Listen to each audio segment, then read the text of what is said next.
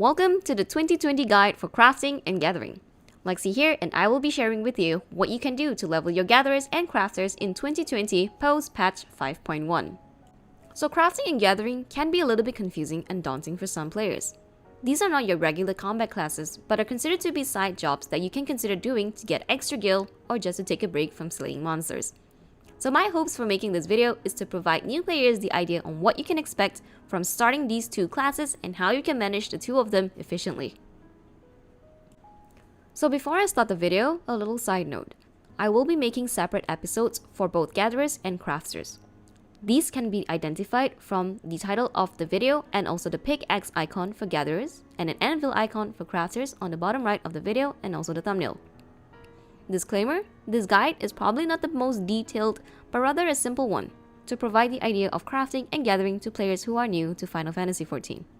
Since I'm only 6 months old in this game while making this video, I thought it'd be nice to share the experience of a new player to other fellow new players. Veterans, feel free to teach me as well. I am more than happy to learn from all of you. So without further ado, let's get started. When you start either crafting or gathering, be sure to unlock all the jobs that are available for these two types of classes. For gatherers, which are also called Disciples of the Land, we have fishing, botany, and also mining. The reason why you should level all three jobs at the same time is because they will all share the same gear after each class quest. Keep in mind that as we go through this video, you might want to upgrade your gear along the way just so you can get the extra bit of percentage for your attributes and stats for a high quality item.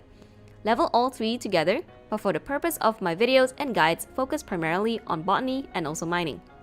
Don't forget to check the description box down below for the necessary tools that you may need in order for you to follow through this guide. So fortunately, in my opinion, the leveling process for gatherers is not as confusing as compared to crafters. My guides will primarily be the methods I personally use to get myself from 1 to 70 on my gatherers even with the lowest stats with normal quality gear. So there are two excellent ways for you to get high amount of experience points for your gatherers from levels 1 to 50. One of them being by doing leave quests. Leave quests are specific quests that can be initiated in a specific area in order for the mission to start. Complete all objectives to receive the reward at the end of the mission. These quests can be found in the 3 starting main cities in the game, Ul'dah, Limsa, and Gridania. Talk to the Leave Meet to begin your leave questing adventures.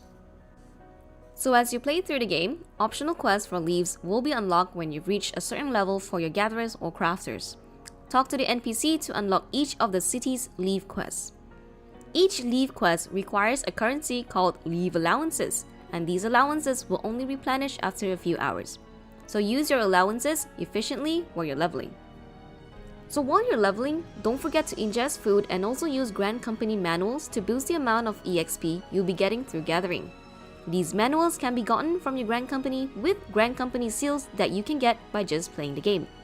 Don't forget to also keep doing your class quests along the way to upgrade your gear from quest rewards.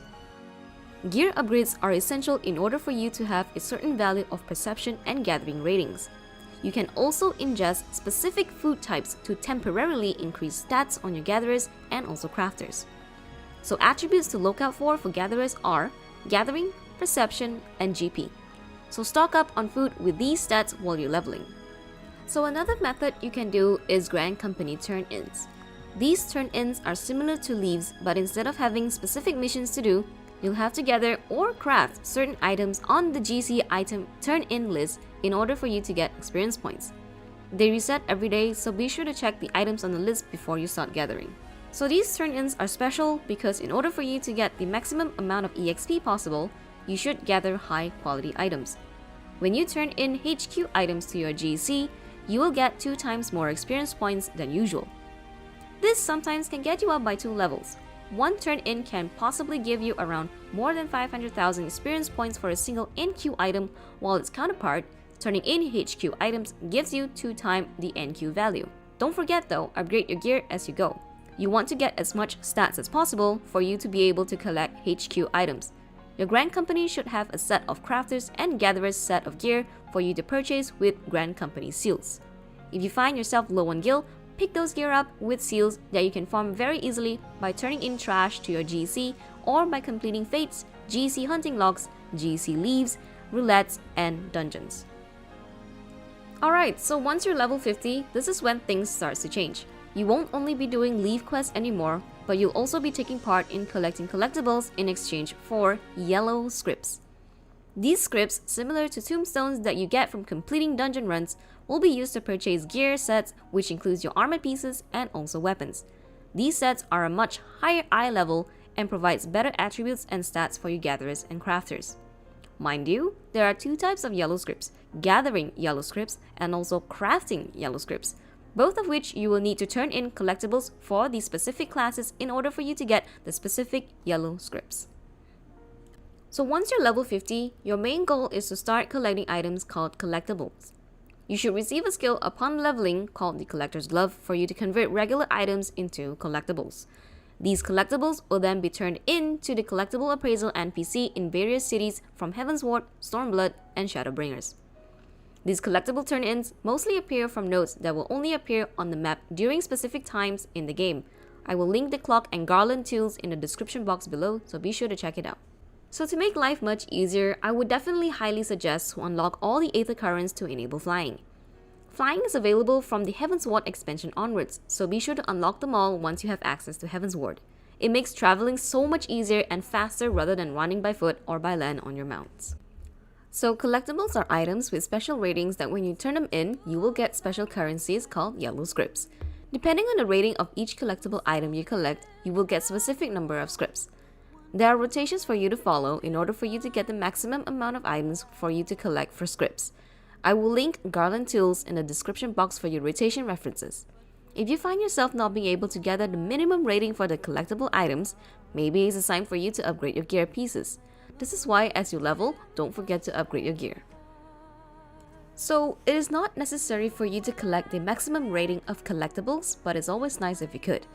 But if you can't, it's okay, as long as you're able to reach the bare minimum. Your gear can not only be gotten from just completing class quests, but also be purchased from vendors all over Erisia and also by using the scripts that you've just collected. I don't recommend buying off from the market board because it will cost a lot of gil and prices may be a little bit too high for new players who just started the game and who are just starting to get used to the whole concept of not only gathering and crafting, but also making gil in this game. So speaking of gear, it's nice to have HQ gear for extra stats, but for me it didn't really matter at all. And NQ gear worked really well for me from levels 50 to 70. So feel free to also meld the materia into your gear as well as you play along. If you find yourselves having extra materials to use them. It helps give you extra points in your stats, which can be useful in the long run while leveling as well. So from level 60, custom deliveries will be unlocked and these quests can be done once a week, which I think is one of the best ways for me, maybe not for everyone else, to farm yellow scrips. You can turn in 6 items for each NPC in each of the expansions from Heavensward, Stormblood, and Shadowbringers. These turn-ins give you substantial amount of scrips and experience points if you turn in the highest quality item possible. It is going to be similar, if not the same, as collecting collectibles. It's just an extension and a more advanced version of collecting collectibles, and it gives more scripts. But it can only be done once a week from each NPC. So to find out how do you start unlocking custom deliveries, I will definitely link the guide in the description box down below. Okay, that's all to it really. Now let's recap. From levels 1 to 50, Levequests will be your best friends. Another method is also by doing high quality Grand Company turn-ins on a daily basis. Don't forget to keep an eye out on optional quests that pops along the way as you do your Levequests. Complete them to gain access to other cities' leaves. Once level 50, start collecting collectibles. Your main goal now is to reach level 60. If you're unsure how do you start the quest for collectibles, be sure to check the description box for the link to the quest. Don't forget to unlock all Aether Currents as well to ease the traveling process while you gather and you craft. Bear in mind there will be a lot of walking, running, and flying while you level your gatherers and your crafters. Aether Currents will be available from Heavensward onwards. As you collect collectibles, try to get as high of a rating as possible by upgrading your gear as you go. You don't have to upgrade it all the time, maybe once every 5 to 10 level frequency is fine, but that's all up to you. Start farming scripts from here on out. From level 60 onwards, continue to collect collectibles and start unlocking your custom deliveries. You can do this once a week if you think doing the previous methods you've done from levels 1 to 50 is too tedious. So, I would definitely recommend watching a movie while you gather and you craft because it can get a little daunting and a little bit tiny boring. Pop Netflix on, get yourself some snacks and drinks as you collect and gather stuffs, and before you know it, you're probably on your way to 70 already. I didn't particularly mention the leveling process from 70 onwards because that will be in another video. It will involve a new custom delivery mode in Shadowbringers called Crystarium or Facet Deliveries. This will be your new so-called class quest from 70 onwards in Shadowbringers. So if you want to know when that guide will be released, hit the sub button and the bell button to get notified. So finally, at the end of the day, gathering is not as complicated as crafting. For crafting, you do have a lot of options, but for me, I found one particular way that was really easy to do with minimum amount of effort, but a lot of time invested. So be sure to check out the video coming very soon. But if you're watching this on a very much later date, this video will already be in my DOL/DOH 2020 guide playlist in my channel. Another reason why I suggested leveling both botany and mining is because all your other crafters will rely on these two gatherers to gather resources for crafting. If you don't want to gather on your own, trust me, you'll end up spending a lot of gil to just get your raw materials. So next video will be about what I did to level my crafters from 1 till 60 really quickly with great rewards, and at the end of the day, I felt like it was worth my time. So it's going to involve the new area that was added into Ishgard called the Firmament, where you'll take part in restoring Ishgard and turn in specific items for scrips and also experience points. But these scrips aren't just your regular yellow scrips. Instead, they are called the Ishgardian scrips that can be used to purchase new mount, a new hairstyle, a new emote, and many other new things just from the Firmament. So be sure to subscribe to my channel to get notified on when those videos will go live. Don't forget to give my social medias a follow, a like, and my Twitch channel a check out. That will be linked down below and in the card on the top right.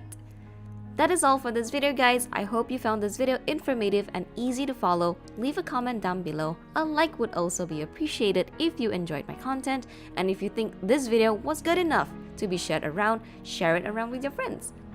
Be sure to check out my Twitch channel to join me in my adventures in the video games that I play, not only just for entertainment purposes, but also to be a guide of some sort to all of you. So thank you all so much for watching. I'll see you all in the next video.